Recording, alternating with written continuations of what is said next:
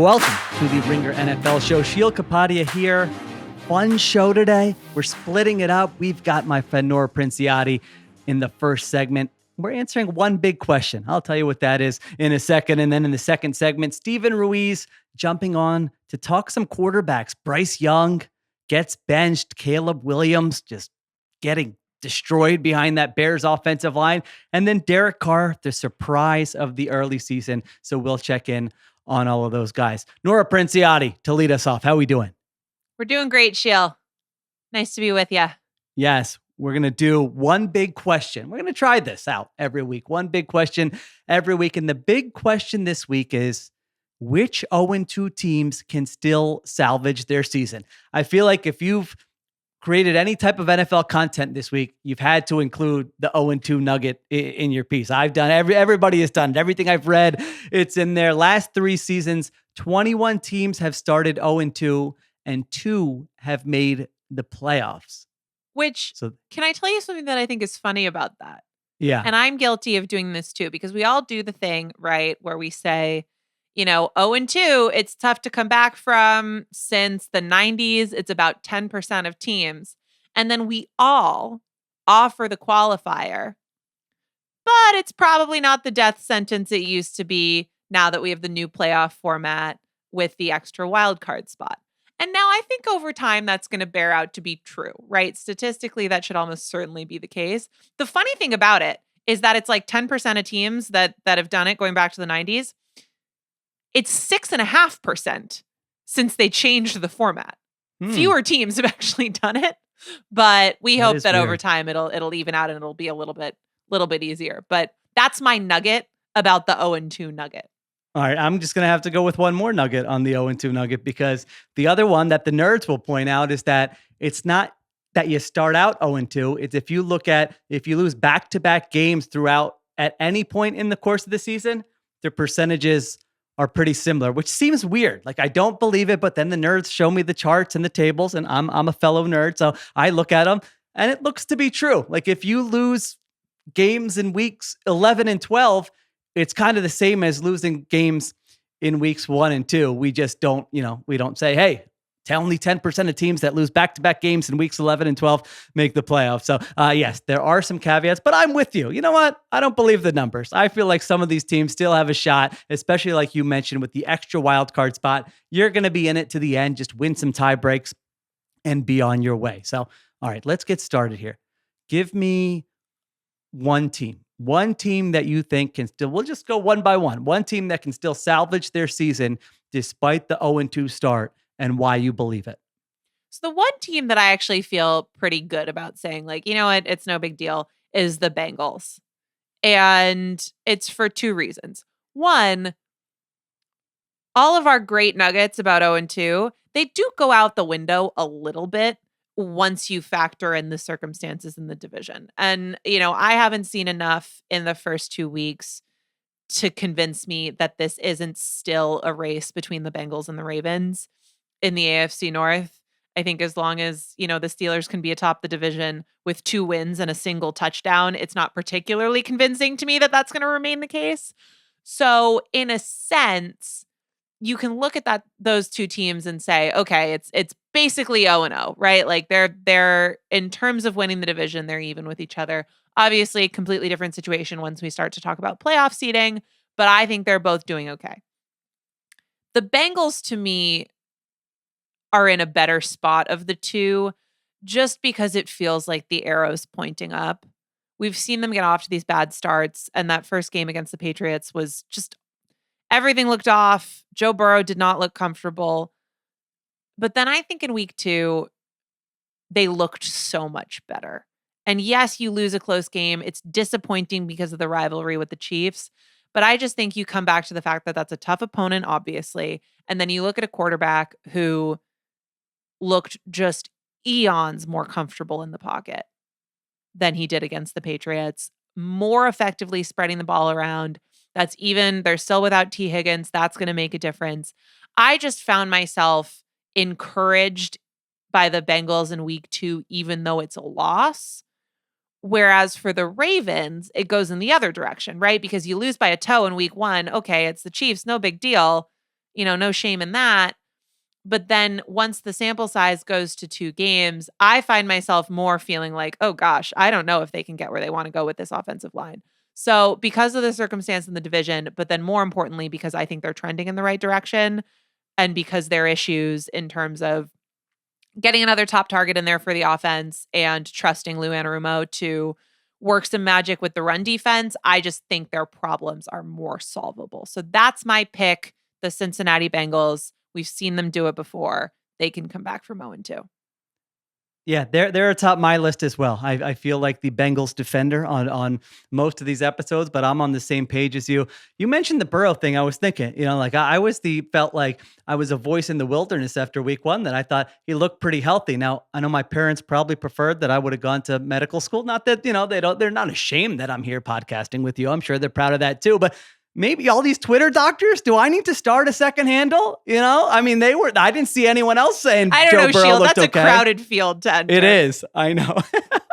Yeah, I think I'll stay out of that industry, but occasionally maybe Dr. Kapadia is going to show up to the Ringer NFL show and just be like, his knee's fine. Don't worry about it. You're all out of your mind here. He didn't hold the water bottle weird. Yeah, maybe it's a midweek show segment we'll incorporate here, but I think you laid out the case well for the Bengals. Now, the margin for error for all these teams is going to be much slimmer than you would like. You might have a weird game where you're a big favorite and you have a couple weird turnovers or a call doesn't go your way. And now all of a sudden you can't dig out of that hole. But I mean, they've lost 2 games by a total of 7 points when you look at it. And you mentioned it. Burrow played well last week. You get Higgins back at some point.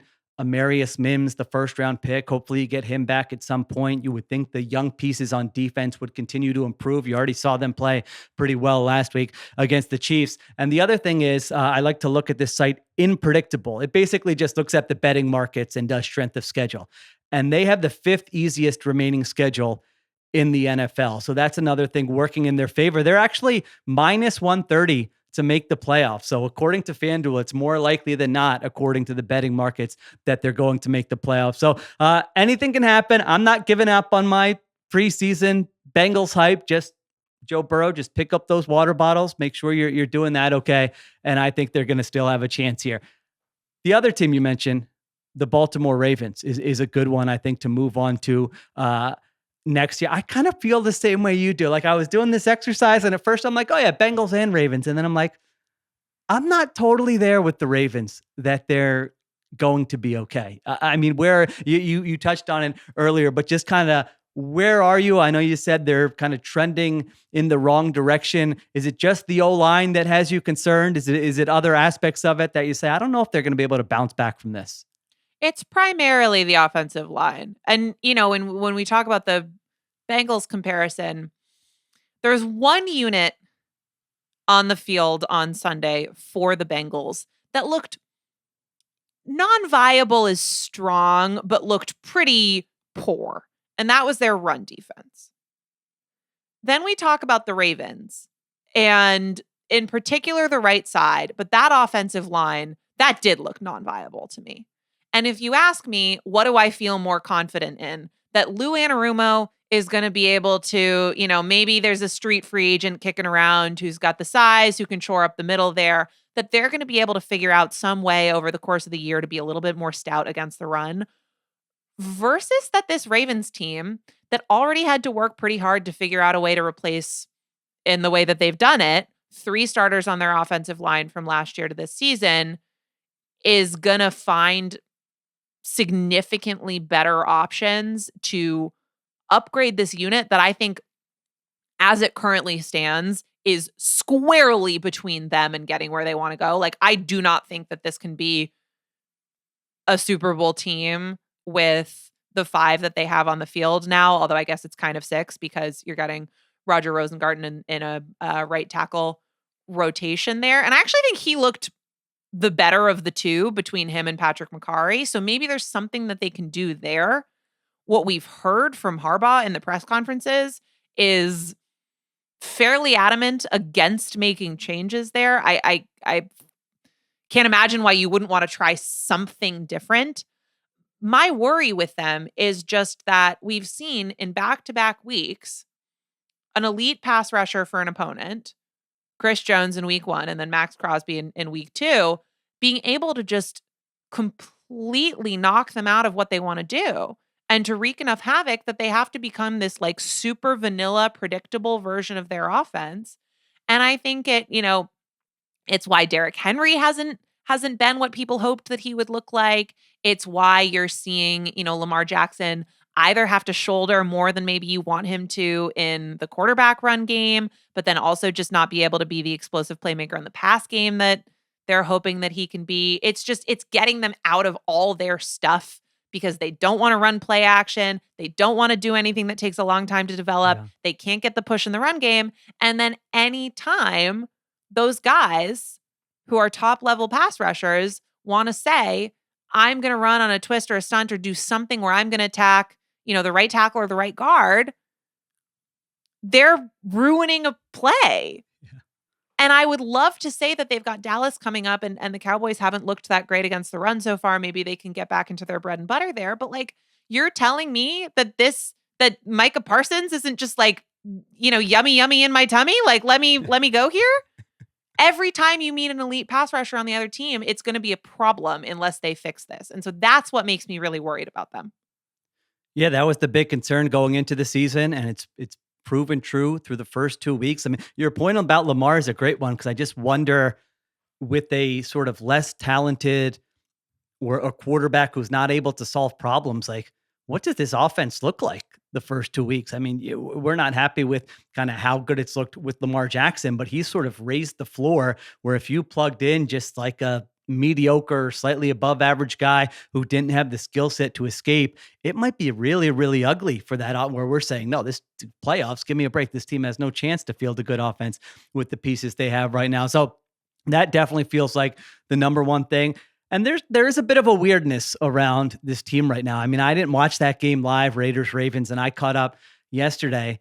And just some of the stuff, I mean, like they had a 3rd and 1 while the Raiders are coming back, where they try to run the old tush push with their tight end, like under center, and Derek Henry's in the Derek Henry was going to push the guy, and he gets called for a false start. I'm like, you have Lamar Jackson and Derek Henry. Why are we giving someone else the ball on 3rd and 1? So that was weird.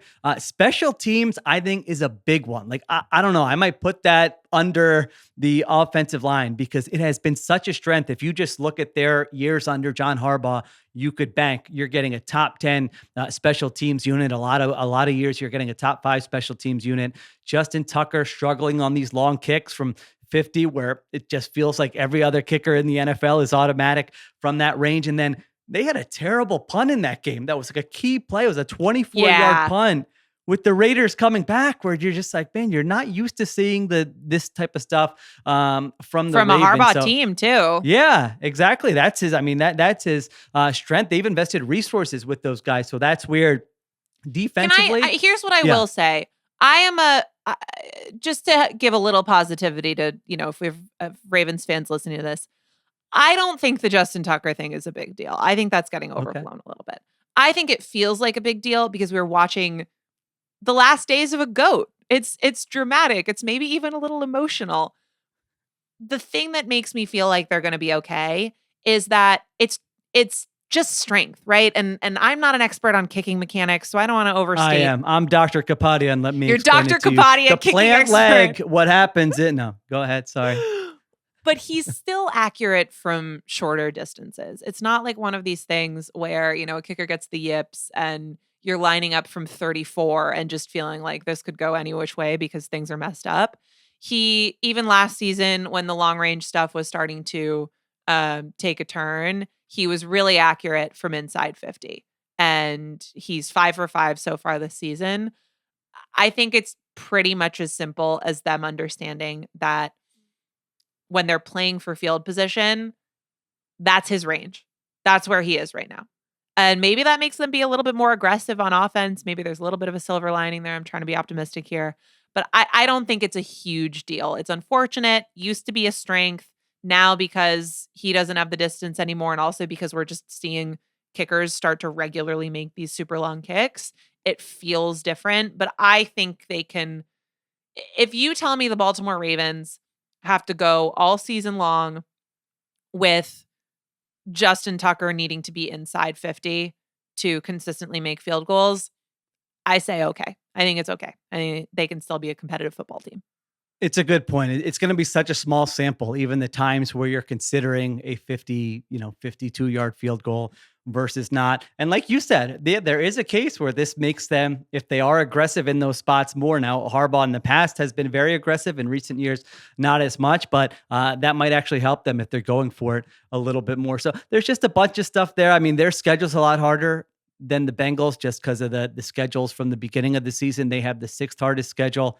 And then the last thing I would flag for the Ravens is just the amount of big plays that they've allowed. They've allowed 11 plays of 20-plus yards so far this season. That's second to only the Rams. Now, some of that was Devontae Adams was just, man, he was incredible in the second half of that game on Sunday. So you're not going to face him every week. But there's just kind of like a little here, a little there at the same time. They've won, 75% of their games with Lamar Jackson coming into the season. So I'm with you. They actually also have they're minus 132 to make the playoffs. So their odds are actually better than almost identical, but a little bit better than the Bengals. So the betting markets still say most likely outcome is that the Ravens, Bengals get in the playoffs. So there you go. I don't want to overstate it because there's sort of this weird dynamic where, did you watch that Harbaugh press conference where he goes on a long thing about Ben Cleveland hasn't shown us enough in practice to I read the quotes. I didn't watch it. No. He really spent a lot of time just being like,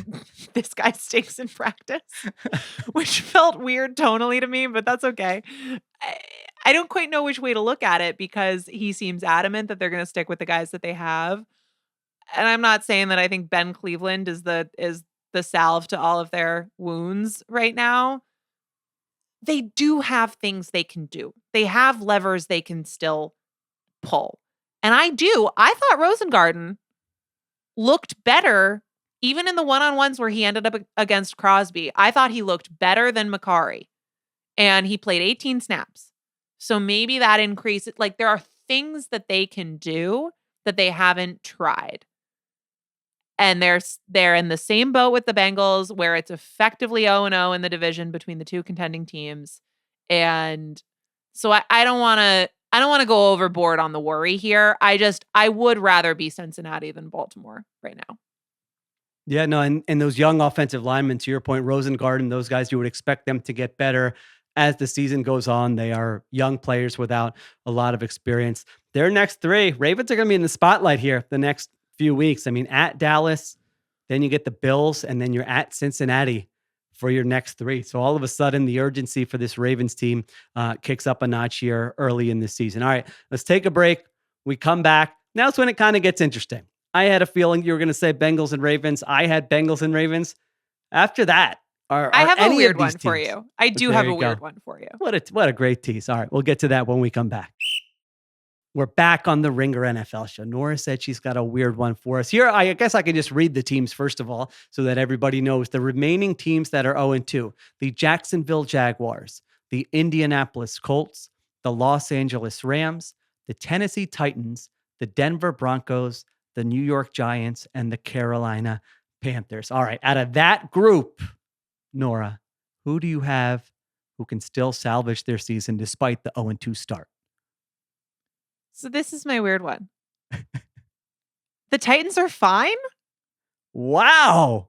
I on my Google Doc, I just have a line crossed through the Titans. So I want to hear this. Let's hear it. Now, look, if we're talking about who we gave our 0-2 nuggets, right? We've done our due diligence on that. Odds are, at most, one of these teams is going to pull this off. So definitionally, because we've already talked about two teams, I don't really think that any of these teams that are left, right? Like, they probably won't pull it off and make the playoffs. However, here's what I have to say to you is that through two games, I think the Titans look better than I thought they would. Their defense has been pretty good. They're 10th in EPA per play allowed, and they've given up the fewest yards in the league. Were it not for two particularly boneheaded moments by Will Levis. That's true. And I can't even say it with a straight face, so that should tell you something.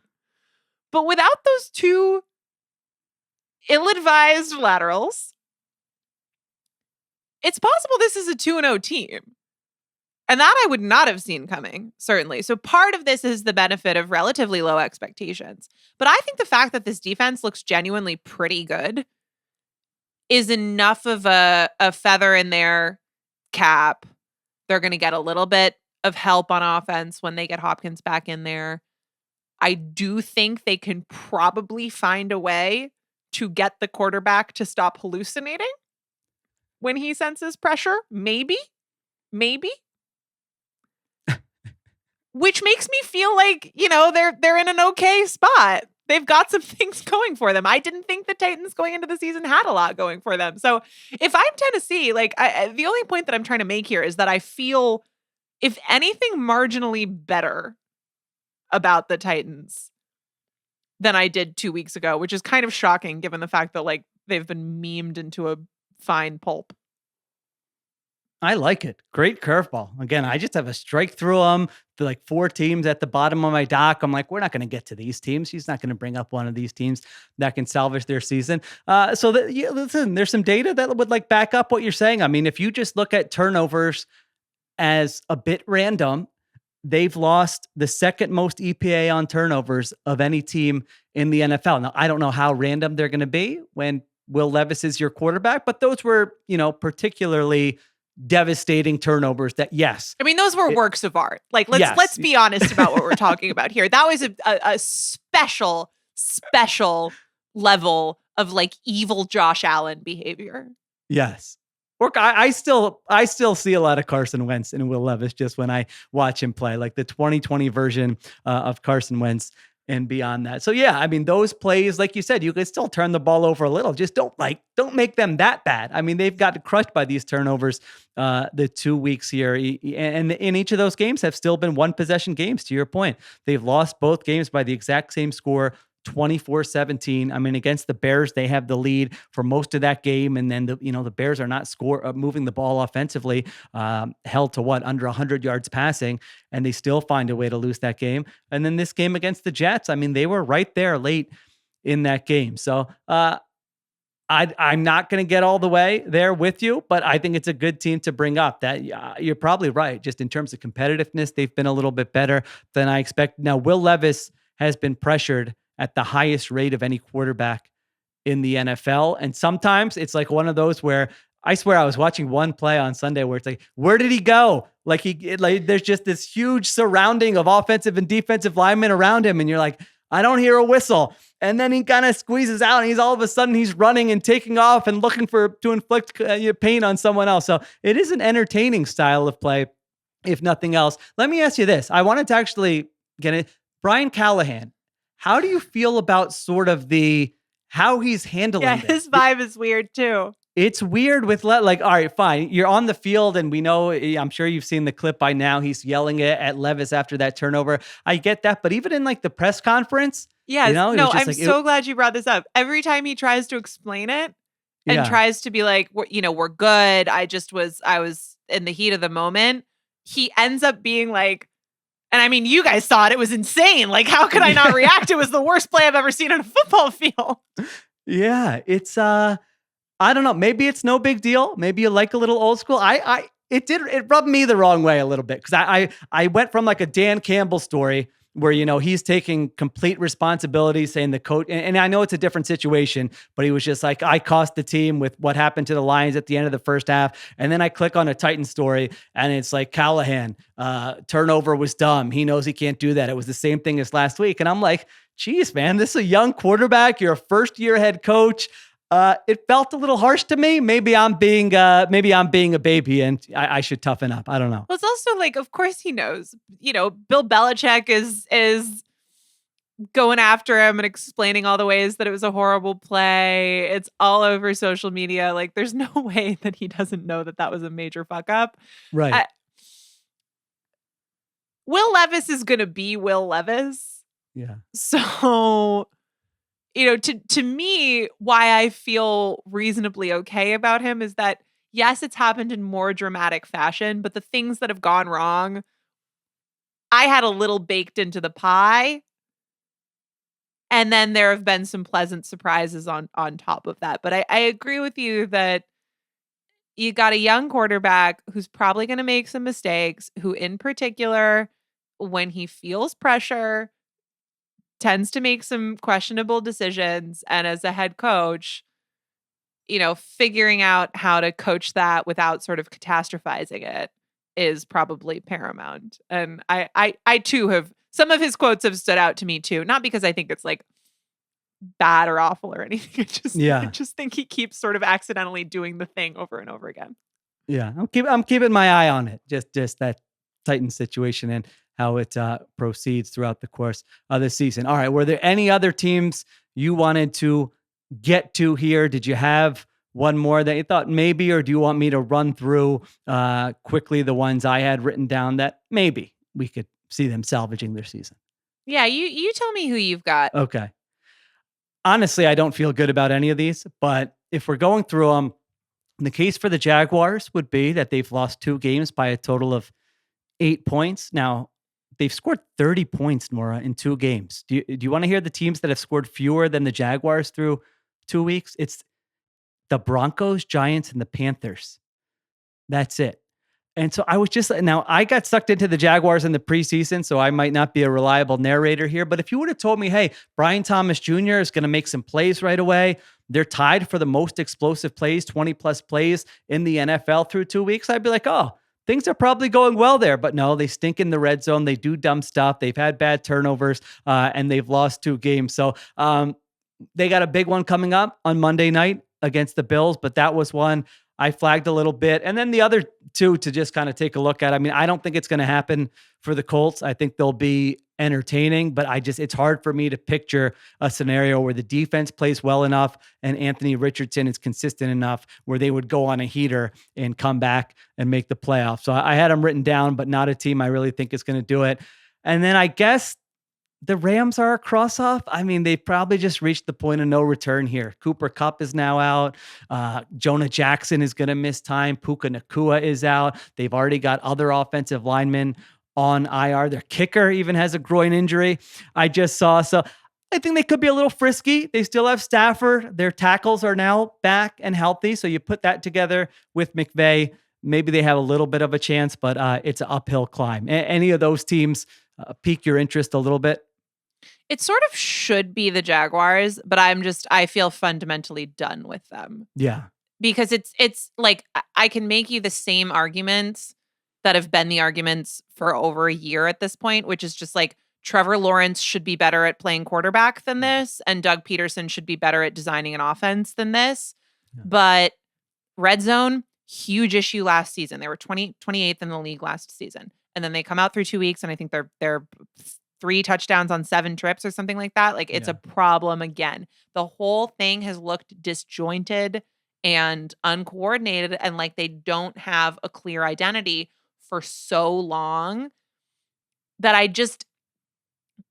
can't bring myself to make the argument, which is just like, these people should be capable of more, but they haven't done it in years. Yeah. So I'm kind of throwing up my hands on that one. Also, they've got a tough schedule, especially coming up too, including that Bills game. The Colts are an interesting one for me. The problem for me is actually not just that I think Richardson is going to have to go through some growing pains and have some ups and downs. It's more just that the defense at this point is really hurt. Samson Ebukam tore his Achilles during training camp. Juju Brents is on injured reserve. And then Buckner and Latu both went out against Green Bay. So that to me just means that you've got a young quarterback who's taking some lumps and trying to figure it out. You're probably going to be in some bad game script situations. You're not going to have a defense that, can get you back on the field quickly. And I think Richardson probably just would need to be in a better situation to maybe be able to pull it together. So I think they'll have an interesting season. I that's not a team I would bank on to come back from 0-2. And I'm with you on the Rams. I mean, I want to put all the faith in the world. And, as long as they've got McVay and Stafford, things are going to be okay. But for all the nuggets about 0-2, the nuggets about 0-3 are worse. Yeah. And there's a lot of info that basically says that that's a death sentence. And you're telling me that this offense, without Puka, without Cup, and with the current state of the offensive line, this offensive line is going to have to go up against the 49ers defense and come out alive in week 3. I don't think it's happening. Like Debo's out, Christian McCaffrey's out. There's injuries on the other side too. But I just think in terms of being able to keep Stafford standing on his feet and doing what he does, I just don't see how they're going to be able to do it. And then once you're in that 3-game hole, it's a real tough battle to climb out of that. So, if it were a longer season, it's the type of group that I would want to put some faith in. But I agree with you. I think that the season's kind of over before it started because of the amount of injuries. Yeah, their whole offseason was, hey, invest in the interior of this offensive line to give Stafford kind of a good pocket. And that's where they've been killed by these injuries. So that's tough for the Los Angeles Rams. All right, there you go. Sorry to the Panthers, the Giants, and the Broncos. We're not going to talk about how you can salvage your season from an 0-2 start. Nora, before we let you go, I understand we've got a pretty fun, interesting, special episode coming up on the Ringer NFL feed involving some storytelling about Aaron Rodgers. What do you got for us? Yeah. So I've been working on this piece for a while. It's dropping on the feed on Thursday ahead of Thursday Night Football with the Jets and the Pats. It's a piece. It's called The Curious Case of Aaron Rodgers. And I really wanted to take a look at essentially his last 3+ years, because I just find it so fascinating the way that his kind of identity and the different parts of culture that he's reflected have bounced off against various factions of the NFL world writ large. Like I am particularly into the sort of moments when football ends up being this prism of the world beyond it. And I just think Aaron Rodgers is a really interesting look into that. So it'll be up on the feed. It's 35 minutes or something like that. It's just, I think it's an interesting way of thinking about some of the biggest stories that have popped up over the last few years. And I think it's fun. Like, that's maybe a weird word to use when we're talking about conspiracy theories and all of this drama and stuff, but I tried to have a lot of fun with it. And I think I ended up feeling just like it was interesting to delve into some different worlds. So I hope people will listen to it. Nice. Can't wait for that. I will be listening to it. Yeah, I think some people forget there was a long time where we knew like nothing about what Aaron Rodgers thought about anything. And then all of a sudden we know everything that Aaron Rodgers thinks about. Well, and that's there's a good chunk of the piece that has to do with that. And it was fun to kind of go back and do the forensics of it. Awesome. Everyone check that out on the Ringer NFL feed. Thank you to Nora Princiotti. As always, we'll take a break. We'll come back, welcome in Steven Ruiz, and talk some quarterbacks. Thanks, Sheil. All right. Welcome back to the Ringer NFL show. Sheil Kapadia here, joined by my friend Steven Ruiz, who is just deep in, is Tuesday when do you actually start ranking the quarterbacks? When do you stop watching the quarterbacks? Take us inside the process a little bit. Yeah. So the process starts Monday morning when I wake up, when the film comes out, and I just try to grind as much as I can until around, I'd probably say like 9:00 Eastern time on Tuesday. That's when I usually lock in the grades. That's usually by the time I have most quarterbacks watched that I wanted to watch that week. But yeah, I'm always filling in gaps though. Like later in the week, I might fill in some gaps, watch some guys I didn't really get to dive into the film with, and then I'll update their score, and you won't see that reflected until the next week. Are you doing like third downs? Are you doing specific filters, or are you trying to go filters. Full game? No filters. I'm a completist. Okay. Yeah. Just dropbacks though. I'm not watching like run game. I'm not watching the whole offense. I don't have that much time. I know it is just from like that time we finish our pod on Sunday night until sort of Wednesday morning. It's just like, all right, how many opinions can I form? How much analysis can I do so that I'm ready? And then all of a sudden it's like, all right, week 3, the matchups. Right. It's like, all right, who's even playing in week 3? All right. So we're going to talk about 3 quarterbacks today. The first one's pretty obvious. One of the biggest stories of the week, Bryce Young, number 1 overall pick last season, 2 games under Dave Canales. He gets benched. I think his career with the Carolina Panthers is most likely over. And I feel like it's interesting because there's a bunch of different directions you can go with this story. You can go coaching, ownership, what they did to trade up for him. You can go with the quarterback himself. What was your sort of biggest takeaway? You predicted it months ago on a very popular podcast on the Ringer Podcast Network that this was one of your takes, that Bryce Young would get benched for Andy Dalton and Ruiz. It happened 2 weeks in. So what was your big takeaway here? I mean, my big takeaway is that this thing was destined to fail from the very beginning. I think the Panthers outsmarted themselves. I think all of us probably outsmarted ourselves a little bit. It's a 5'10", 190-pound quarterback in a league that's dominated by the biggest, strongest, fastest athletes in the world. Like, the idea that this was going to work was a long shot to begin with. And I mean, you could bring up the counter examples. You could point to Drew Brees. You can point to Kyler Murray. You can point to Russell Wilson. But those guys were exceptional athletes in their own regard. Like, there was something exceptional about them. Kyler Murray is exceptionally fast. He has an exceptionally strong arm. Russell Wilson has an exceptionally strong arm, and he can use it on the move. And he was exceptionally quick during his prime in Seattle. And then Drew Brees, we've never seen a player at that stature operate in the pocket like him. We haven't seen it since we didn't see it before then. So the idea that, like, Bryce Young could follow in those guys' footsteps without an exceptional trait, like no arm strength, like not an exceptionally strong arm. He's quick, but he's not fast. He's not big. He's not a great runner. There's just wasn't a lot there to kind of, latch into and kind of pin your hopes on. And I think we saw that. And then this last game on Sunday, it was rough to watch. It wasn't his worst game from a statistical standpoint, or maybe it was. I don't know. It was. Yeah, it actually was. If you go by like success rate, I think it was the worst start of his career, because I looked that up for the thing I wrote today. So yes, it was his worst start statistically. But, yeah, for me, from like an evaluation, like a pure evaluation standpoint, it was the worst film I've seen from him since he came into the league. Like, he didn't look like a viable NFL player, not just like an NFL starter. Like, it looked like they brought someone down from the stands and said, "Hey, go in and play a couple snaps." He was jumping to get a check down off to throw over his offense line. And it happened 4 times in the game, including on a 4th and 2, where he has an open check down for the first down and he throws it in the back of the center's head with the jump included into it. So, like, I get the pushback against like cutting the cord too soon, but I don't know. When you don't have it, you don't have it. If there's nothing there to develop, you can't develop it.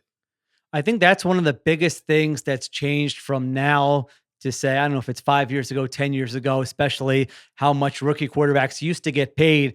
You were just like, we're sticking this out, and you would just stick with the guy forever. Now we're saying, we saw it with Zach Wilson and the Jets, and this is even sooner, that if they, like you said, it's not the end of the world. Here's the thing. Like, I don't believe that we should draw any conclusions that, you can never trade up for a quarterback, or even when you're like, at some point you kind of are going to have to talk yourself into something. Like, Andrew Lucks of the world only come around every so often, where you're just like, I don't know, everything here feels pretty good to me.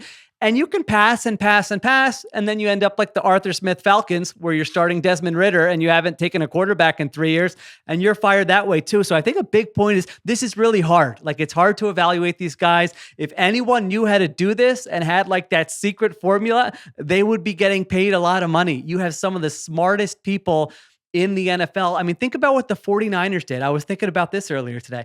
They traded up for Trey Lance, and it's like, no, Kyle Shanahan actually wanted Mac Jones. All right, neither of those really would have been probably great outcomes. And think of what they gave up for that. And this is the guy who's like the best offensive coach of the modern era. So it is tough with all those respects. But I'm with you. When I watched that, it was just, it's uncomfortable to watch Bryce Young. Yeah. It has been.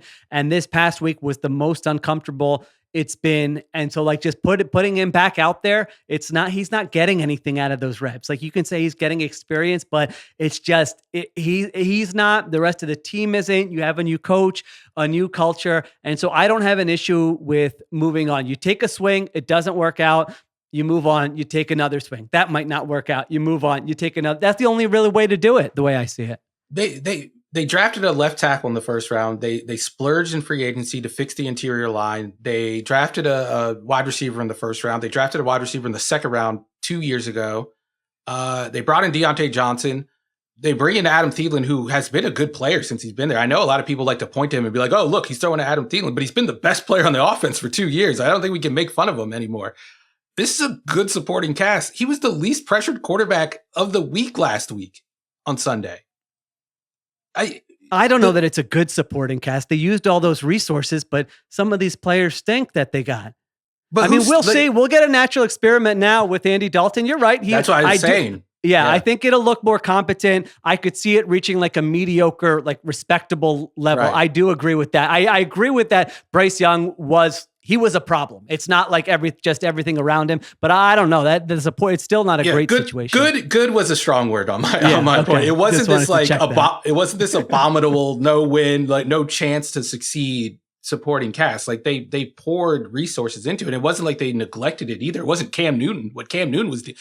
This is a better supporting cast than Cam Newton had with the year that he won the MVP, based on receiving core at least. Ted Ginn was his number one receiver. Like that's worse than anything he's dealing with right now. So, like, and I think he got plenty of time. When you look at some of the busts, or not even some of the busts, I'm looking at like the worst quarterbacks by EPA that have been drafted since 2000 and what they did over their first 2 years.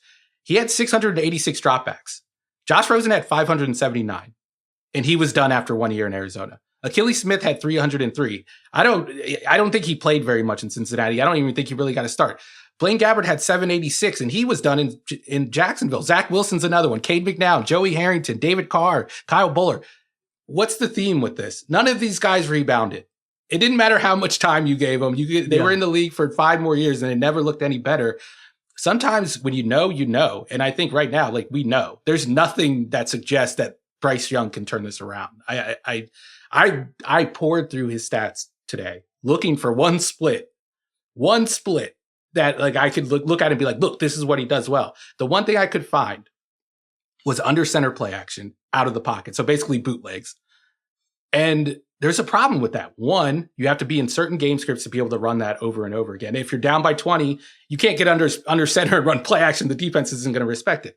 Two, his worst split is under center with no play action, or under center with play action where he remains in the pocket. So if you do go under center, the defense knows what's coming. Either you're running a boot or you're going to run some of the worst stuff that he does. So it's really hard. It's really hard to craft an offense around this. I kind of feel bad for Frank Reich, who was kind of dealt this hand. He didn't have a great supporting cast. He got like 8 games to build this thing, and it didn't work. And I don't know. Dave Canales, I feel sorry for him too, because David Tepper doesn't have, a long leash for these coaches. Yeah, I mean, to your point, the numbers are actually worse than I think people like Bryce Young. I like Bryce Young, so he doesn't get credit. If he was a jerk or something, or was real arrogant in his team, I think he would be getting credit. The stats are really alarming. I mean, just coming into the season, I looked at it before the year. 36 rookie quarterbacks had at least 200 dropbacks as rookies, and he ranked 33rd in that sample in EPA per pass play. And to your point, the people in that grouping, it wasn't like, oh, they got a lot better after a couple years. And that's the problem with it's only 2 games, but he looks as bad or worse than he did last year. I mean, we just said it. That was his worst game, both eye test, film, statistically, that he's ever played. And this was after an offseason of trying to do all these different things. So, I think he'll get a change of scenery and maybe, try to be a backup somewhere with like maybe a quarterback guru, and you'll see. I mean, there are worse ways to make a living than if you can hang around as a backup for a while. He obviously had a great college career, but I don't fault them at all for pulling the plug. I don't think you were accomplishing anything by putting that version of him back out on the field. Now, you mentioned the other characters here, though, which are worth touching on before we move on to Derek Carr. I mean, is the radar up on Canales at all, that you had the entire offseason and that Bryce Young actually got worse with this? You added Deontay Johnson, you added offensive linemen, and it's the worst he's ever looked? Or is that like there's just not anything you could do? I guess there is some concern, because like it is concerning that he looks worse. Yeah, with a better supporting cast. Like that has to fall on somebody other than him. I don't know. Maybe he did actively get worse during the offseason. I don't know, but it's unfair to kind of, evaluate a coach with a quarterback who, like we had said, just wasn't playing viable football. I don't know what plays do you call for him that worked. There just isn't any. Yeah. And then Tepper's the other aspect of this. Like I mentioned earlier, that it's not the end of the world if you miss, like they might have the number 1 overall pick next season. Now, I don't know that it's the best draft for quarterbacks, but still, you can do stuff with that draft capital and position yourself to get a quarterback. But this Tepper thing, I mean, if you look at the situation, and Joe Person from The Athletic has done a lot of reporting on this, that Dave Canales after the game says Bryce Young is the starter. The next day is when they announced that Bryce Young is being benched for Andy Dalton. And when he's asked about David Tepper's role in the decision, he kind of declines to give a straight answer on it. And it's just Tepper hasn't made a good decision since he's become the owner. He's been a train wreck. He's been a disaster. Every aspect of the organization has been an absolute mess. I cannot talk about him without mentioning that the guy is so insecure that he sees a sign outside a Charlotte restaurant and has to go in and removes another man's hat off his head because he's so insecure. So if this were another organization, I would say, all right, it didn't work out. It's okay. Move on. You can try again. But with the way Tepper is, it just reminds me so much of the Daniel Snyder teams. Not the off-field stuff. He doesn't have any of that stuff. But just in terms of, do you trust this guy to manage your organization? He's the worst owner in football right now.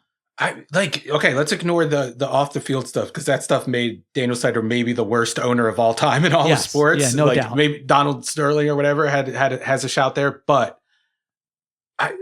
at least with Daniel Snyder, and I grew up in Washington. I grew up around this team. My family were Washington fans. I've seen this ownership throughout it. I remember the beginning of it. I remember the end of it. Snyder was a fan who was a little too passionate and a little too involved. He grew up a fan of the team. That's not David Tepper. What David Tepper's problem is, one, he's impatient, as we have seen with his coach firings, which transcends the NFL. His MLS coach, he fired his very successful MLS coach because he owns the team in Charlotte after 1 year also. And then the other thing is that he seems to think that his experience in the business realm applies to every situation in the NFL. And you can hear it when he talks about it. He says it in press conferences. I'm not reading between the lines here. He comes out and says it. And I think that's another problem. And then the third issue is he seems to want to do things in a way where he gets credit for it. It's not enough just to do the traditional way, win a Super Bowl like every other team he wants to do it in a smart way. He hires Matt Rule and gives him 6 years and without interviewing very many other candidates. Remember those narratives? It was he wasn't walking out of the room without a deal from Matt Rule. Okay. Right, yeah. How'd that work out? Yeah, and then he has he drafts a 5'9" quarterback because of S2 tests and how he's dealing with parties and with a business crowd and how he's dealing with that, what he's ordering for dinner, the fact that he ordered scallops and salad, and he wasn't afraid to order a small guy meal at the team dinner. It's nauseating to me. It's a different thing from Snyder. I think Snyder was just a well-meaning fan who just was in over his head and didn't know how to run a football team.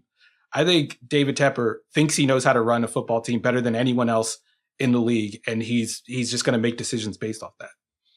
Yeah, it's grim. It's grim for the Panthers. We'll see what happens with Bryce Young, but hey, like I said, they might be the favorites for the number 1 overall pick. All right. On a brighter note, Derek Carr, who I have made fun of this Saints team, this quarterback, this coach, all offseason, basically. I listen, if you want a big apology from me, Saints fans, on theringer.com, I let a column with the Saints, so it's all there. But man, through the first 2 weeks of the season, they're doing some narrative busting in New Orleans. He's chucking downfield. He's making plays under pressure. What are you seeing from Derek Carr? Is it sustainable, what we're seeing from the Saints so far this season?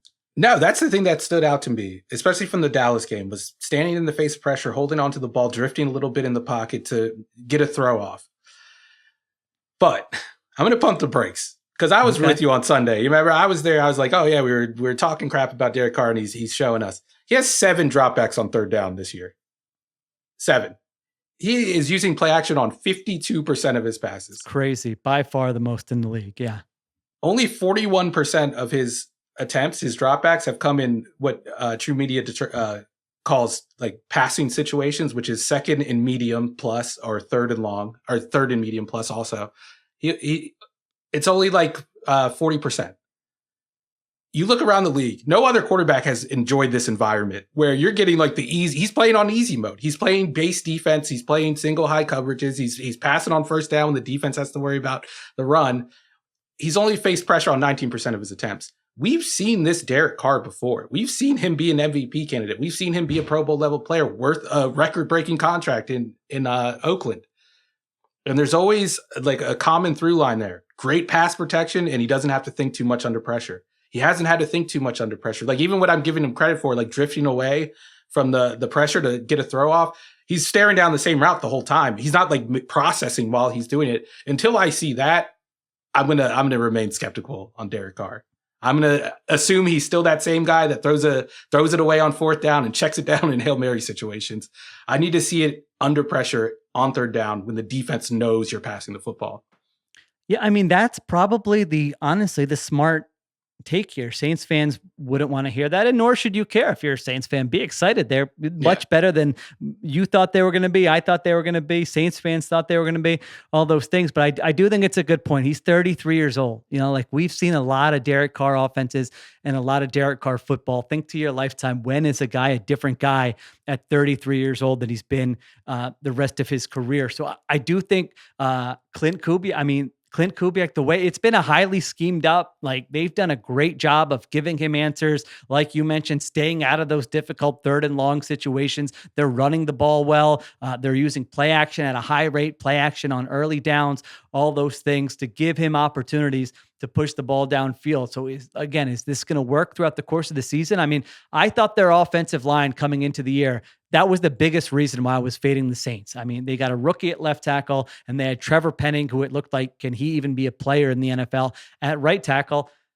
And so far, things have held up well. Again, it's a combination of all the things. Guys playing better than you expected, the scheme, all those different things. But I'm kind of with you. It's 2 games. Let's every year after 2 games, we're talking about something. And then a month later, we're going, man, that was a weird conversation we had after week 2. So it's not to say it's going to turn into a train wreck. Like they're 2-0. They're favorites to make the playoffs now in the NFC. It's just like, it would still surprise me if this were like a top 5 offense. I mean, right now, they're first in success rate, first in EPA per drive, 11 touchdowns on the season. I mean, he's been pulled to both of these games for a backup because they've blown out these other teams. It's crazy. So I do think it's the best example we've seen, though, of kind of when we talk about offensive coordinators and play calling, how it really can make a difference if you have someone who changes from one way of doing things and says, hey, let's try these different things, whether it's motion, play action, the screen game, whatever, to make life easier. Because they do look like a very well-coached offense, especially on Sunday.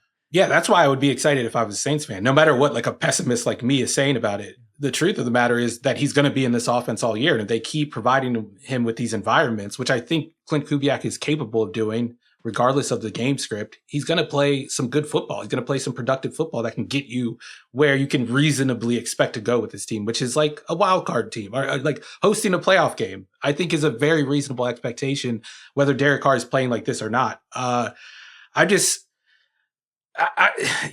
think we're too quick to kind of give quarterbacks credit for changing who they are when we're seeing them thrive in a situation that we've seen them thrive in before. I'm not going to get excited about Baker Mayfield because he's throwing in rhythm and he's playing efficient football. I saw that in Cleveland. The question is what happens when that gets taken away, because it's going to get taken away. It's the NFL and the other guys are really good and they get paid a lot of money. What happens then? We haven't seen that yet. And until we answer that question, we cannot say that Derek Carr has evolved. Yeah, I think that's true. I think we're on the same page that we would give more credit to the coaching and the scheming around Carr than Carr for their credit so far. That's not to say he hasn't played well. He has played well, but I think the other factors have been bigger factors in the reason why the Saints are 2-0 and playing so well. All right, that's Derek Carr. And then we finish with Caleb Williams. I don't know what the sort of temperature check is in Chicago, but they've scored 1 touchdown on 22 possessions. Again, this is probably not going to be a Caleb Williams conversation. Maybe it is. I'll see what you have to say, but it's probably a little bit more about the other stuff there. What do you see from Caleb Williams? That was another game that was just hard to watch on Sunday night. They had no answers. Nothing was working in structure. Are you seeing some bad habits from Williams? Did you blame the coaching, the supporting cast? Where are you with this Bears offense that is off to such a slow start? I think everybody deserves a little blame for different reasons. Like, I'll start off with saying Caleb Williams is not throwing the ball accurately right now. The first game, he was overthrowing everything. The second game, he was leaving everything short. Maybe in the third game, that would be the Goldilocks game where he gets it just right and we see his And he best was game. so accurate in college. I mean, he was like a robot. That's the most concerning thing. And we have seen some good accuracy on like the quick game. Like when he's throwing those quick outs and they get there, it's like a laser and it hits the receiver right in the hand. Like we've seen some good accuracy, but until we see like that good downfield accuracy, there is reason to be concerned about him. In terms of like the other stuff, which I've seen, like I saw Luke Kuechly say, "Oh, he needs to get rid of the ball." He ranks in the top 5 in average time to throw, or the top 10. Like he's not running around unless he has to, unless he's feeling pressure. Against the Texans, he faced a lot of pressure, and that was the issue. He was able to find answers under that pressure, but he wasn't able to make the throws under the pressure, and that's where I'm concerned. It's not his reaction to pressure; it's the ability to make accurate throws under pressure. Until that fixes itself, which I think it's going to. Like, yeah, I don't think he's going to be playing good football. But now let's talk about the supporting cast. This offensive line is somehow worse than it was under Justin Fields. Like I've seen a lot of people bring up Justin Fields. Oh, Justin Fields was dealing with this. Why didn't you guys defend him then? They're 30th in pass block win rate. They were not 30th when Justin Fields was there. He's getting rid of the ball. They're losing quickly. And that's when you start to see the bad habits. That's when you start to see him run around. That's when you start to see him take chances and throw into coverage. If they can give him a little bit more protection, I think we would see much better football out of Chicago. The problem is our good friend Shane Waldron. I'm losing faith in him by the week. Like coming into the year, I was like, oh yeah, I like Shane Waldron. He was great in Seattle. He did some good stuff. They put a bunch of tight ends in the backfield around corner routes. It was cool. Like they got some good stuff going. No, this year he's not helping out his receivers. He's not helping out his offensive line. He's definitely not helping out the quarterback. I have questions about him. And then I don't know if you saw this clip. It's circulating on Twitter this week, but I think it's from like around the combine. And I'm pretty sure it's JSN, Jackson Smith and Jigba from Seattle, who obviously played under Waldron last year. And he's on like a Chicago radio station. The host is like, "Oh, tell us about Waldron. Should we be excited? Like, we should be excited about him, right? He's good." And then JSN is like, "Are we live? Are we live right now?" Like making sure like something wasn't going to go out. And he was like, "No, he's a great guy. You know, he's a great guy. I'm sure he's going to do good things for them. He's a great guy." Which, that's a major red flag for me right there. I do kind of remember that I remember that circulating, in the off season. But yeah, I ignored that. Next time, Sheil, whenever there's those weird clips circulating in the spring, make a mental note, put them in your doc for August when you're looking at teams you think are going to be surprise teams. But I'm with you. It doesn't. I mean, it's kind of the opposite of what we said for the Saints. You know, you can easily make the case that, hey, if this offense was schemed up like that offense, it would look a lot different for Caleb Williams. And he's been under pressure 43% of his dropbacks, which is the third highest rate in the NFL. And to your point, the time to throw is not wild. The time to throw is 2.64 seconds. That's lower than what I thought it would be for Caleb Williams as a rookie, if I'm being honest. So the game on Sunday, it's like not uncommon for a rookie quarterback to have that game. It happens all the time. It's not a reason to panic. If I'm a Bears fan, what I would be worried about is him developing bad habits because of the environment, where all of a sudden we're in week 10 and we're like, well, the offensive line didn't play that poorly that game, but he was just bailing from the pocket and he was trying to create. I don't think that's like what's happening yet, but there's only so many, and it's the interior. I mean, the interior of that offensive line, there's only so many times your center gets pushed back in your lap and you're like, I'm going to trust it and stand in. And I mean, he was getting killed. You can't take the hits he was taking in that game throughout the course of a season and expect to start every game. So that's that. If I'm the Bears, I'm like, we need to have a big group meeting and be like, number one priority. I don't care if we don't win games. I don't care if the offense isn't putting up 30. This quarterback cannot develop bad habits where next summer we're trying to coach those out of him because of what we're asking him to do here as a rookie. So that's kind of my big takeaway with Caleb Williams. Yeah. Whatever it takes, man. Like if it takes keeping in some tight ends, some fullbacks, some running backs in pass protection, like whatever it takes to give this guy time, like you said, to not speed up his process. But I truly don't think we've seen that yet. Like I haven't seen one of those like runaround plays. We've seen those runaround plays, but I haven't seen it in a situation where there was an open receiver and there was time in the pocket to avoid it. It's usually been a survival instinct type of thing. And then if you go back and you just watch the first half on Sunday, legitimately good football from him.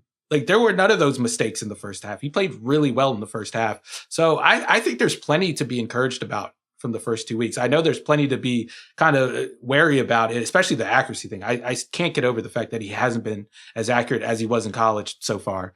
But I don't think he has accuracy problems. It's more of a timing issue because it's on the deeper stuff when he's kind of got to float it over a defender or like throw back shoulder. That's where you're seeing all the misses. It's not on like the quick game. Like I said, like on the quick game, he's throwing it on the money. And that looks more like he did in college. So I'm holding out hope that kind of sorts itself out. And then Shane Waldron can figure out how to keep the heat off of him. Yeah, the touch stuff downfield for sure. It's funny. You look at the numbers, he's thrown deep at the 4th highest rate in the NFL, but they only have three plays of 20 plus yards as an offense. So that stuff tends to work itself out. Like there's some randomness to it. There was one play in that game where Adunze ran a great route and it's wide open, but he's pressured. If he has like extra half a second, we might be like, wow, that, they hit on a huge explosive play. It might've changed the game, honestly, there. So those are little things here and there. You just have to figure out some of those buttons to push. And I don't know. Their offensive line, it's not like they have great players who are injured right now. Like they don't have a lot of options. I read today, I think in The Athletic, that Nate Davis is struggling at guard, and like, should they bring in Matt Pryor? Like that's not going to fix, all due respect. Hopefully he earns many a paycheck in the NFL, but like, that's probably not going to solve your problems, a move like that. So it has to come from the coaching.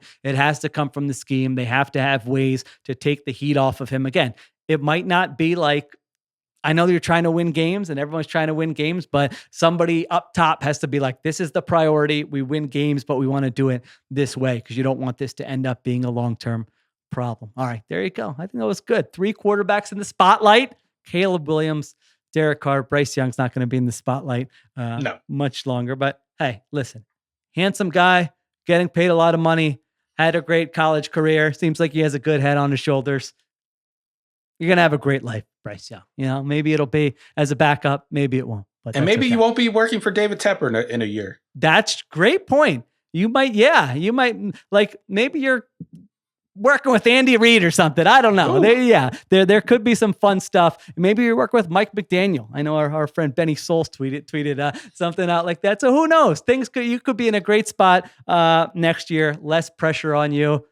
As I say, Team CTC. The checks are still going to deposit, Bryce. You're going to be doing okay. All right. That's Steven Ruiz. Check out his quarterback rankings on theringer.com. Steven, Deontay, and I will be back later in the week. We will preview week 3, so be sure to check that out. Also, be sure to check out Nora Princiotti's episode on Aaron Rodgers. That's going to drop in your feed on Thursday, I believe, after this one. That's going to be a fun one to check out as well. All right, appreciate everyone listening. Thank you to Troy Farkas for producing. Additional production supervision by Connor Nevins and Arjuna Ramgopal. I'm Sheil Kapadia. We'll talk to you next time on the Ringer NFL.